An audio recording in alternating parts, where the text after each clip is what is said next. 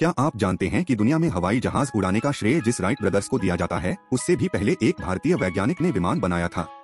जी हाँ, 1895 में मुंबई के चौपाटी तट पर हजारों लोगों की मौजूदगी में एक भारतीय वैज्ञानिक ने विमान उड़ाया था। तो आखिर कौन थे वो महान भारतीय? क्यों इतिहास में उनकी उपलब्धि को भुला दिया गया? जानने के लिए वीडियो को अंत तक देखें। डॉक्टर शिवकर बापूजी तलपड़े का जन्म 1864 में मुंबई, भारत में हुआ था। वे एक प्रखर विद्वान थे और संस्कृत तथा वेदों का गहन अध्ययन करते थे। बचपन से ही उन्हें विज्ञान और तकनीक में गहरी रुचि थी। तलपड़े को प्राचीन ग्रंथों में उल्लेखित वैमानिक सिद्धांतों में रुचि थी। उन्होंने महर्षि भारद्वाज द्वारा रचित विमानिका शास्त्र का गहन अध्ययन किया, जिसमें उड़ने वाले यंत्रों और उनके निर्माण से जुड़े रहस्य लिखे गए थे। तलपड़े ने अपनी पत्नी के सहयोग और कई भारतीय विद्वानों के समर्थन से मरुत्सखा नामक विमान का निर्माण किया। यह विमान वैदिक सिद्धांतों के अनुसार बना था और इसे पारा मरकरी आधारित आयन इंजन से ऊर्जा मिलती थी। इस ऐतिहासिक दिन मुंबई के चौपाटी समुद्र तट पर हजारों लोगों की मौजूदगी में मरुत्सखा का परीक्षण किया गया।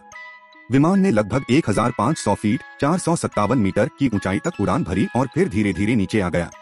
इस प्रदर्शन को देखने के लिए बाल गंगाधर तिलक और कई वैज्ञानिक भी उपस्थित थे।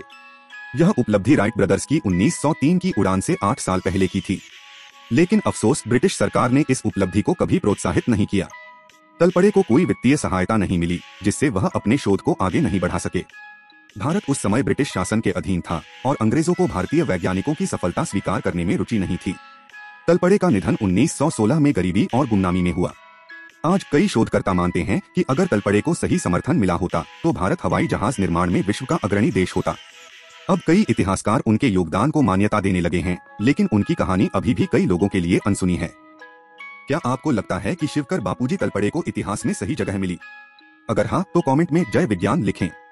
अगर आप चाहते हैं कि भारतीय इतिहास की ऐसी अनसुनी कहानियां और भी सामने आए, तो वीडियो को लाइक, शेयर और चैनल को सब्सक्राइब करना न भूलें।